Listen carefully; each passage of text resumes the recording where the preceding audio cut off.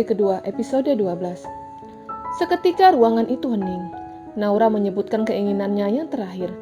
Bukan keinginan mempunyai adik, tapi keinginan ingin papanya menikah lagi. "Bagaimana papa?" tanya Naura sembari menatap Viko yang belum menuliskan keinginannya yang terakhir. "Ayo Naura." Angela memegang tangan anak kecil itu agar segera pergi dari ruang makan. Dia tidak ingin Naura mengungkit tentang keinginan yang menurutnya tidak harus dituruti. Tapi Naura bersikeras. Dia masih duduk di kursi makan dan menatap ke arah Viko. "Papa?" Viko menghembuskan nafasnya secara kasar, lalu menoleh ke arah istrinya. Vita menganggukkan kepalanya, menyerahkan semuanya kepada suaminya.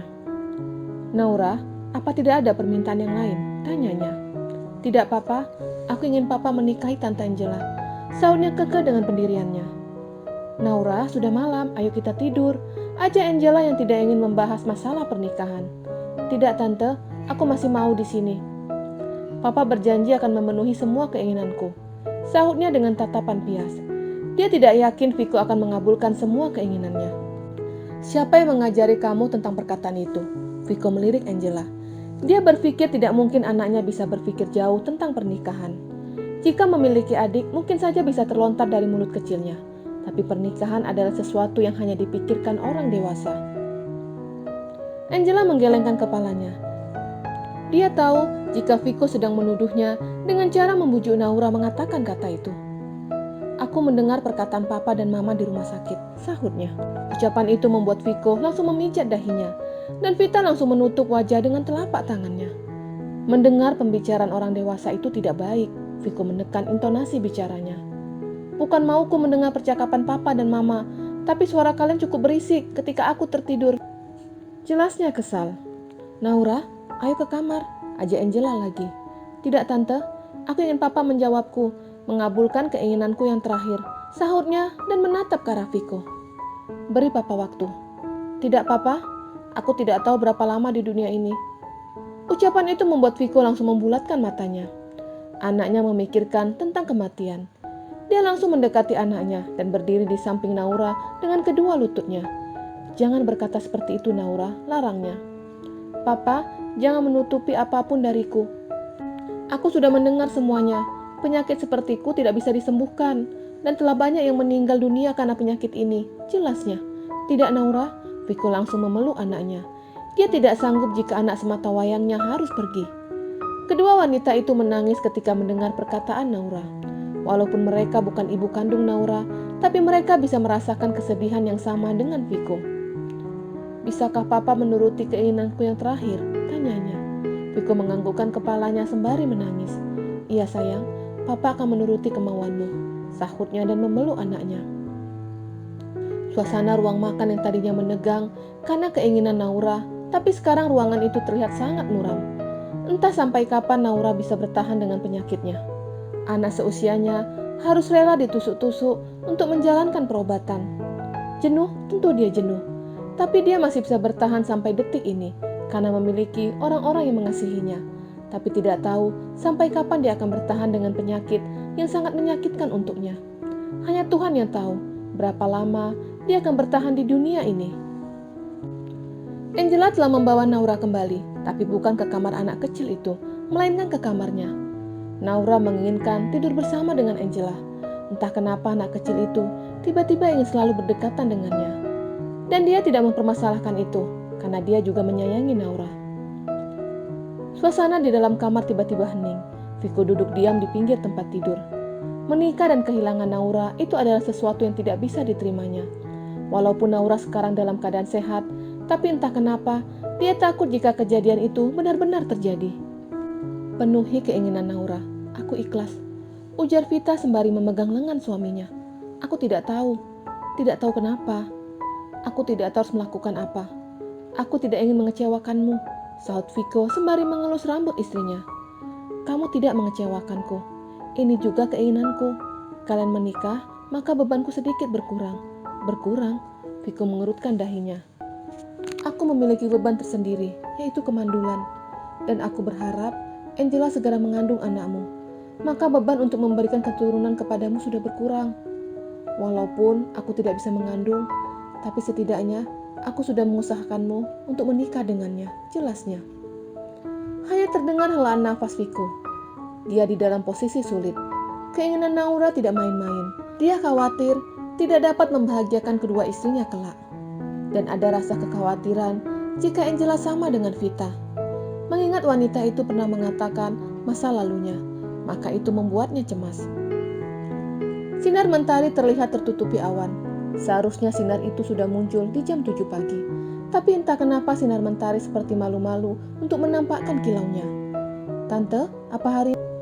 Tanya Naura yang ketika itu berdiri dekat jendela kamarnya, yang hanya memakai handuk. Dia baru saja selesai mandi, dan Angela sedang memilihkan pakaian untuknya. "Sepertinya sayang, Tante juga belum keluar dari tadi," sahut Angela yang sibuk menatap pakaian Naura. Dia memilih satu dress untuk anak kecil itu. "Ayo pakai baju," ajak Angela dan meletakkan pakaian itu ke atas kasur. "Tante, aku mau sekolah." "Sekolah?" Angela mengerutkan dahinya. "Iya tante, aku ingin bertemu dengan teman-temanku. Sudah lama aku tidak melihat mereka." "Tante akan menanyakan ini ke papa kamu." Angela berlalu, tapi baru beberapa langkah suara Naura menghentikan langkahnya. "Papa tidak akan mengizinkanku sekolah. Papa selalu ingin aku homeschooling."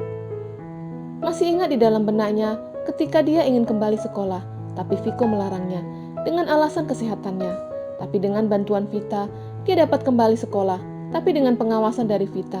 Dan sekarang dia ingin Angela yang menungguinya. "Ambilkan saja seragamku yang ada di dalam lemari sana."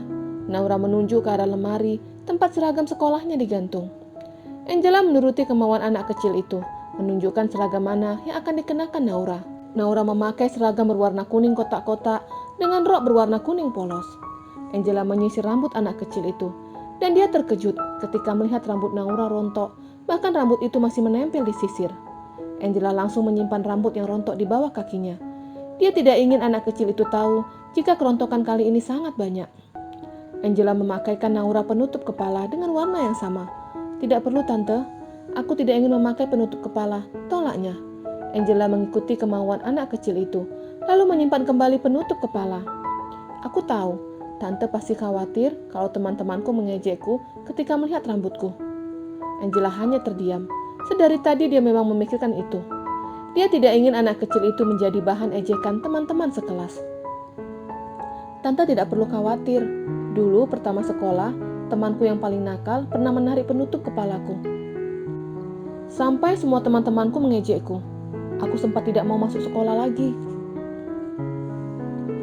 karena mereka mengejekku dengan sebutan botak," ceritanya yang tanpa ada rasa beban sama sekali. Tapi tidak dengan Angela. Ketika mendengar itu, hatinya serasa teriris-iris. Jika dia di posisi Naura, mungkin tidak akan sekuat itu. "Ketika aku tidak ingin sekolah lagi, teman-temanku datang ke rumah menjengukku. Mereka minta maaf, terutama temanku yang nakal. Dia merasa sangat menyesal, dan sebagai permintaan maafnya, dia memberikanku sebuah boneka." Naura menunjukkan boneka yang diberikan temannya. "Kamu anak yang kuat, tante bangga dengan kamu." Angela memegang jemari Naura, memberikan semangat. Mereka sama-sama ke ruang makan. Di ruang makan telah ada Viko dan Vita. Kehadiran Naura yang mengenakan seragam sekolah membuat pasangan itu langsung berdiri dari kursi makan yang sedang mereka duduki. "Kenapa sekolah? Kondisi kamu belum pulih benar," ujar Viko. "Aku sudah sehat, papa tidak perlu mengkhawatirkanku. Ada tante Angela yang akan menemaniku di sekolah," sahutnya sembari melirik Angela. Wanita itu tersenyum, lalu menarikkan kursi untuk Naura. "Apa kamu yakin yang akan menemani kamu tante Angela?" tanya Viko yang biasanya pekerjaan itu dilakukan Vita. "Yakin, pasti mama sangat letih ketika harus menungguiku. Apalagi setelah itu harus pergi ke penerbit dan menyelesaikan buku. Pekerjaannya tertunda karena aku." "Naura, jangan berkata seperti itu. Mama tidak pernah merasa letih harus menemanimu," sahut Vita yang tidak merasakan terbebani. "Terima kasih mama, tapi aku ingin tante Angela yang mengantarku. Nanti kalau tante letih, mama lagi yang mengantar dan menungguiku," jelasnya. "Baik sayang, terserah kamu saja," sahut Vita. Setelah selesai makan, Naura segera bergegas pergi ke sekolah. Angela mengikuti dari belakang. "Viko, aku tidak bisa mengantar Naura. Bisakah kamu mengantarnya?" ujar Vita yang sengaja memberikan kesempatan untuk Viko dan Angela berbicara tentang masalah pernikahan. "Kami pakai taksi saja," tolak Angela. "Tidak usah, Arah kantor Viko dan sekolah Naura sama. Biarkan Viko mengantarkan kalian, saut Vita kekeh. Akhirnya Viko yang mengantarkan Naura dan Vita. Dia duduk di baris kedua di samping Naura. Tidak ada keinginannya untuk duduk di samping pria itu. Setelah 30 menit, mobil sampai. Viko memberhentikan mobil di depan gerbang. Angela dan Naura turun. Tidak lupa anak kecil itu menyalami papanya. Ketika berada di depan gerbang, Naura bertemu dengan teman-temannya. Dia tersenyum senang sembari mengobrol dengan teman-temannya, lalu mengajak Angela untuk masuk ke pekarangan sekolah. "Tante duduk saja di sini. Kursi ini biasanya digunakan Mama untuk menungguiku," ujarnya sembari menunjuk kursi yang terbuat dari kayu. "Iya sayang, hati-hati ya." Angela melambaikan tangannya ke arah Naura yang sedang masuk ke dalam gedung sekolah.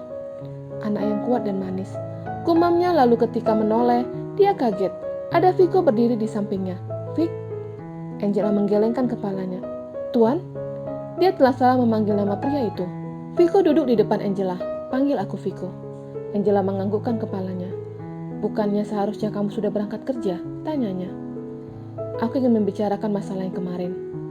Mendengar itu Angela langsung menghela nafasnya. "Menikahlah denganku," ujar Viko. Jantung Angela langsung berdetak cukup kencang.